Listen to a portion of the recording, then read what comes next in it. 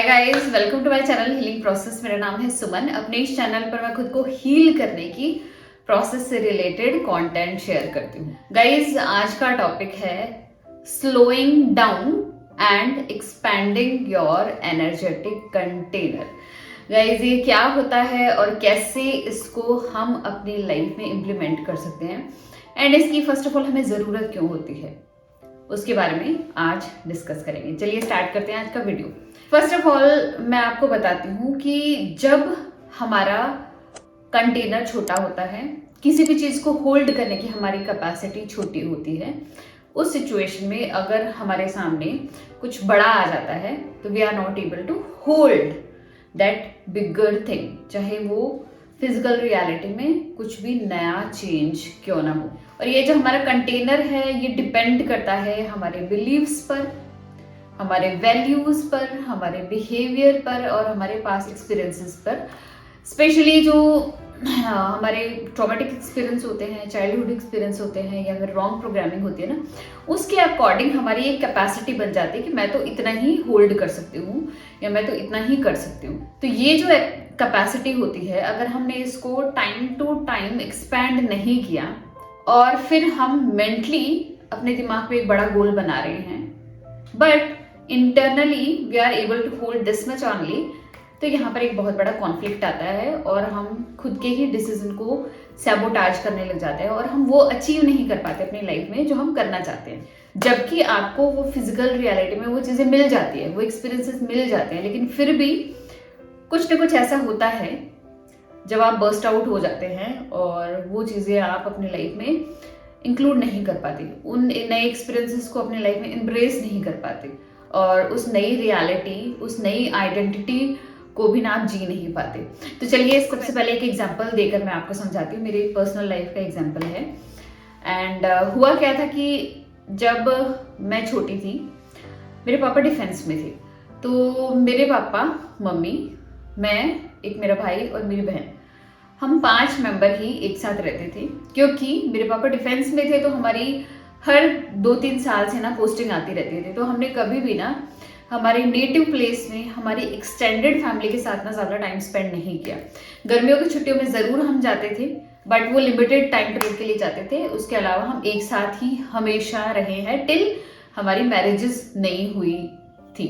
तो जब हमारे जो पापा हैं उनको इतने ही लोगों को होल्ड करने की कैपेसिटी थी उनके पास और वो नहीं आते जाते थे बाहर कहीं बहुत ज़्यादा, ना तो वो लोगों को इनवाइट करते थे घर पे और ना वो बाहर जाते थे। उन्हें ऐसा लगता था अगर मैं इनवाइट करूँगा ना तो मुझे लोगों के घर जाना पड़ेगा, या फिर अगर किसी ने मुझे इनवाइट किया, मैं जाता हूँ ना, तो मुझे बदले में उनको बुलाना पड़ेगा। जिससे क्या होगा, एक तो उनकी प्राइवेसी हैम्पर होगी, दूसरा हम छोटे थे, बच्चे थे और हमारी स्टडीज़ बहुत ज़्यादा इंपॉर्टेंट थी। मेरे पापा को पढ़ाई से बहुत ज़्यादा प्यार है and he used to think कि कोई घर पे आएगा और हम जाएंगे, इनकी पढ़ाई डिस्टर्ब हो जाएगी। तो उन्होंने कम्प्लीटली ये सब चीज़ें नहीं की और छोड़ दी, कम्प्लीटली छोड़ दी।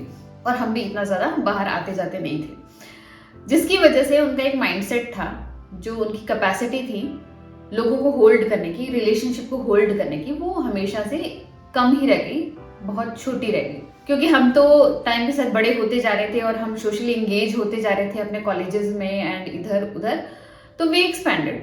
बट मेरे फादर ने कभी भी ट्राई नहीं किया खुद को एक्सपैंड करने का, क्योंकि एक तो उन्होंने बहुत लंबा टाइम पीरियड अपने जो जॉब है उसमें लगा दिया और उसके बाद फिर से उनको एक और जॉब मिल गई तो उसमें लगा दिया, तो उन्होंने कभी ट्राई नहीं किया।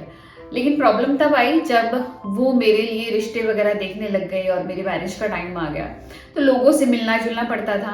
मेरी इंगेजमेंट हुई, मेरी मैरिज हुई, मेरी सिस्टर की इंगेजमेंट हुई, मेरे ब्रदर की इंगेजमेंट हुई, देन उनकी मैरिजेस हुई। इसमें मैंने अपने पापा का एक बिहेवियर देखा, एक पैटर्न मैंने देखा। पहले मैं नहीं नोट कर पाई बट उसकी वजह से हमें बहुत ज़्यादा प्रॉब्लम हुई। बट जब मैंने अपना इनर वर्क किया और मैंने अपने पास्ट को रिफ्लेक्ट किया कि मेरे पापा के साथ ऐसा क्यों होता है, then I got to know that कि हर एक बड़े इवेंट में जब सोशल गैदरिंग होती थी ना, उनको एंजाइटी हो जाती थी और वो ऐसे दिखाई नहीं देती थी। बट जब भी पीक पॉइंट होता था और जब बहुत सब कुछ बहुत अच्छा है और सब लोग बहुत खुश है, डांस वांस कर रहे हैं, एंजॉय कर रहे हैं, उस टाइम एक छोटी सी चीज़ ना उन्हें हर्ट कर जाती, ट्रिगर कर जाती और वो एक्सप्लोड हो जाती, जिसकी वजह से पूरा जो इवेंट है ना पूरा खराब हो जाता एंड वो बहुत ज़्यादा मतलब मिसबिहेव करने लग जाते हैं एंड सबका मूड ऑफ हो जाता। ऐसा हर बार हुआ है, हर इवेंट में हुआ है। देन आई रियलाइज्ड कि एक्चुअली उनकी कैपेसिटी बहुत छोटी है। अचानक से उनके सामने इतनी ज़्यादा रिलेशनशिप्स आ जाना जबकि उनके पास कैपेसिटी बहुत छोटी है, उनको वो ट्रिगर कर जाती। उनकी कैपेसिटी में इतने सारे लोगों को होल्ड करने की क्षमता नहीं है, वो इतने लोगों को होल्ड नहीं कर सकते, उनका माइंडसेट नहीं है कि वो इतने रिलेशनशिप को होल्ड करें, जिसकी वजह से ये प्रॉब्लम दिखाई देती थी हमेशा।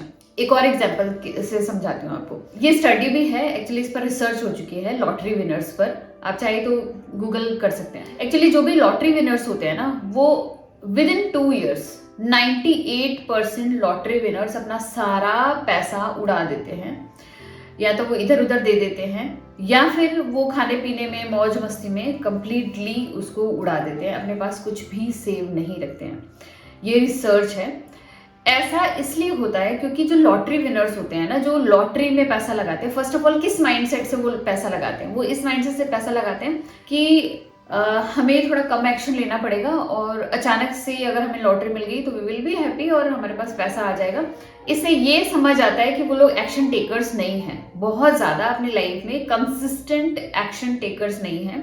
उन्हें ऐसा लगता है मिल गया तो बहुत ज़्यादा अच्छा है, नहीं मिला तो भी उनका काम चल रहा था, just for the chance of luck वो ऐसा करते थे, जिसकी वजह से देखने में आया कि उनकी कैपेसिटी पैसे को होल्ड करने की छोटी है, क्योंकि वो एक लिमिटेड अमाउंट कमाते थे। उनका माइंडसेट था कि हम इतना अमाउंट कमा लेना तो मतलब हमारी लाइफ अच्छे से चल जाएगी। लेकिन अचानक से इतना बड़ा अमाउंट जो है ना उन्हें अनकंफर्टेबल फील कराता है, जिसकी वजह से उनको ऐसा लगता है कि ये पैसा मुझे या तो खुद पर लगा देना चाहिए या इधर उधर किसी को दे देना चाहिए, और इस वजह से वो पूरा अपना पैसा लूज कर देते हैं। इसके पीछे जो बेसिक रीजन है, ये 2 मैंने एग्जांपल आपको शेयर किए, इसके पीछे जो बेसिक रीजन जो मुझे पर्सनली लगा वो ये है, हमारा जो ईगो माइंड होता है ना, वो हर रोज एक ही टाइप का काम कर करके प्रोग्राम्ड हो जाता है। हमारा नर्वस सिस्टम प्रोग्राम्ड हो जाता है, हमारा न्यूरल पाथवे जो है ना एक ही चीज को कर करके स्ट्रॉन्गर हो जाता है। अब इस न्यूरल पाथवे में ना नई इंफॉर्मेशन चैनल होना आसान नहीं है। हमारा ईगो माइंड चाहता है कि हम हर रोज जो कर रहे हैं ना हम वही करते रहे, कुछ भी नया करते ही ना हमें थ्रेट जैसा फील होने लग जाता है, हमें डेंजर जैसा फील होने लग जाता है। तभी तो कुछ भी हम नया करते हैं ना हमारे अंदर डर बना रहता है ना कि यार पता नहीं क्या होगा और मैं क्यों कर रही हूँ, मेरे से होगा कि नहीं होगा, मैं इसको कर पाऊंगी कि नहीं कर पाऊंगी। हम बहुत ज़्यादा ओवर थिंकिंग में चले जाते हैं क्योंकि वो नई चीज़ हमारे ईगो माइंड के लिए एज अ थ्रेट है। हमारे ईगो माइंड उस नई चीज़ को एज अ थ्रेट परसीव करा है, क्योंकि ईगो माइंड जो भी फेमिलियर चीज़ें हैं उनसे सेफ महसूस करता है और अनफेमिलियर अननोन चीज को लेकर वो अनसेफ फील करता है। तो ईगो माइंड को ऐसा लगता है यार ये काम ना ही करे ना तो ही अच्छा है, ये वापस से इसी लेवल पर आ जाए क्योंकि दिस इज मोर फेमिलियर। तो अनफेमिलियर चीज को हटाने के लिए ना वो कई बार ऐसी चीजें करता है ताकि हम वो चीज कर ही ना पाए, वो नई चीज कर ही ना पाए। इसीलिए पैसे को अगर हमने उड़ा दिया ना तो हम फेमिलियर फील करेंगे, we will be feeling safe according to our ego mind. हमारा ईगो माइंड नहीं चाहता कि हम इतना बड़ा पैसा ले ले, क्योंकि फर्स्ट ऑफ ऑल हमारी कैपेसिटी नहीं है, सेकेंडली हमारे ईगो माइंड को इतना बड़ा जो है ना ये थ्रेट बना हुआ है कि कब जाएगा, हम कब नॉर्मल होंगे, इसलिए ये सारा पैसा उड़ा दिया जाता है। जैसे मेरे फादर का बिहेवियर, एंग्शियस होकर उन्होंने लास्ट में सारी चीज़ें चौपट कर दी ताकि उनको होल्ड ही ना करना पड़े रिलेशनशिप्स को, चाहे कुछ भी हो वो किसी भी तरीके से यहाँ से चले जाएं और उन्हें अपने पास ना बैठाना पड़े, ज़्यादा देर बात ना करनी पड़े, उनके साथ ज़्यादा एंगेज ना होना पड़े, बस ये किसी तरीके से यहाँ से निकल जाए। तो दोनों एग्जाम्पल से हमें ये समझ आया, कुछ भी नया और कुछ भी बड़ा हमारा ego mind as a threat perceive करता है। लेकिन क्या हो अगर हमारी लाइफ में हमें कुछ बड़ा चाहिए, हमारा गोल बड़ा है, तो क्या हम उसको नहीं करें क्योंकि हमारा ईगो माइंड उसको सैबोटाज कर देगा? एक्चुअली इसके लिए हमें एक ट्रिक प्ले करनी पड़ेगी कि हमें उस गोल को ना चंक इट डाउन करना पड़ेगा, छोटे छोटे बिट्स एंड पीसेस में चंक इट डाउन करना पड़ेगा, एंड हर एक छोटे पीस को लेकर हमें उसे डाइजेस्ट करना है। We can not eat the whole thing in a one go. अगर हम उस पूरी चीज को खाना चाहते हैं ना, तो हमें उसको बिट्स एंड पीसेस में ही खाना पड़ेगा, तभी वो हम डाइजेस्ट कर पाएंगे। क्योंकि हमारी डाइजेशन की भी ना एक कैपेसिटी, इट्स लाइक बलून है और हम उसमें पानी भरे जा रहे हैं, हवा भरे जा रहे हैं, वो फट जाएगा क्योंकि उसकी कैपेसिटी नहीं है। वो एक फिक्स्ड जो अमाउंट की एयर और वाटर को ही होल्ड कर सकता है। लेकिन हम ह्यूमन बीइंग ऐसे नहीं है। हम ह्यूमन बीइंग मल्टी डायमेंशनल है। हम हमारी इस डायमेंशन को और हम अपनी इस कैपेसिटी को एक्सपैंड कर सकते हैं। बट एक इंपॉर्टेंट चीज जो है वो उसके लिए वो है स्लो डाउन। जितना हो सके हमें स्लो करना है चीजों को। दूसरी चीज जो हमें करनी है वो है, जितना बड़ा हम अपनी लाइफ में फिजिकल चेंज देख रहे हैं ना, उतना बड़ा इनर चेंज हमें करना है, उतना ज्यादा हमें हमारा इनर वर्क करना है। अगर हमारी रियलिटी चेंज हो रही है, एक्सटर्नल रियलिटी चेंज हो रही है, तो हमें उतना ज्यादा इनर वर्क करना है कि मैं इतना ज्यादा अनकंफर्टेबल क्यों फील कर रही हूँ, why I am feeling unworthy, why I am feeling so much of fear. मेरे अंदर ऐसा क्या है जो इस चीज को ऐसे थ्रेट परसीव करा है? क्या मैं ये समझ रही हूँ कि मैं इस चीज के लायक नहीं हूँ, या फिर I am feeling unworthy due to like कोई भी रीजन हो सकता है, हमारा पास्ट एक्सपीरियंस हो सकता है। तो जब तक हम इस फिजिकल वर्ल्ड और इस इनर वर्ल्ड दोनों को बैलेंस आउट नहीं करेंगे ना, तब तक जो हम चीजें चाहते हैं ना अपनी लाइफ में, उसको हम अचीव नहीं कर पाएंगे। अगर हमने अचीव कर भी लिया, तो अगर हमने इनर वर्क नहीं किया और हमने उस चीज को अचीव कर भी लिया ना, तो हमारा ये जो ईगो माइंड है ना, और ये जो हमारा इनर वर्ल्ड है, उसको कंप्लीटली सैबोटाज कर देगा, उसको कंप्लीटली खत्म कर देगा, वो भी अनएक्सपेक्टेड वे में। और हमें नहीं पता चलेगा, चाहे वो मेंटली हो, चाहे फिजिकली हो, चाहे एनर्जेटिक लेवल पर हो, किसी लेवल पर भी होगा, लेकिन वो जरूर होगा क्योंकि आपकी कैपेसिटी नहीं बढ़ी है। इसलिए time to time inner work करते जाइए, प्लस स्लो डाउन होते जाइए, एंड सेल्फ एस्टीम और अपना कॉन्फिडेंस डेवलप करते जाइए। जैसे जैसे आप चीजें रिपीटेडली और कंसिस्टेंटली करेंगे ना, आपका कॉन्फिडेंस अपने आप बढ़ने लग जाएगा। एंड आपको ये जो ग्रोथ है ना, ये आपको ऐसे नहीं दिखाई देगी। अगर आप अपना गोल देखेंगे ना, तो आपको हमेशा आपका गोल बड़ा ही लगेगा और आपको हमेशा उसको देखकर एंजाइटी होगी। अगर आप ये देखना चाहते हैं कि आपने ग्रो किया है कि नहीं, तो आपको देखना पड़ेगा अपना पास्ट। तो एटलीस्ट 1 मंथ बैक जाकर देखिए कि आपका माइंडसेट क्या था, how you use to behave, और आप जो अपने गोल को लेकर किस तरीके से माइंडसेट अपना रखते थे और किस तरीके से वर्क करते थे, या फिर आपने उस एरिया में कितनी ग्रोथ की है। अगर आप पीछे जाएंगे तो आपको नजर आएगा कि आप एक्सपैंड हो चुके हैं, आप असेंड हो चुके हैं, आप ग्रोथ कर चुके हैं। लेकिन सिर्फ और सिर्फ अगर हम हमारे गोल को देखेंगे ना, तो हमारे अंदर सिर्फ और सिर्फ फियर ही डेवलप होगा।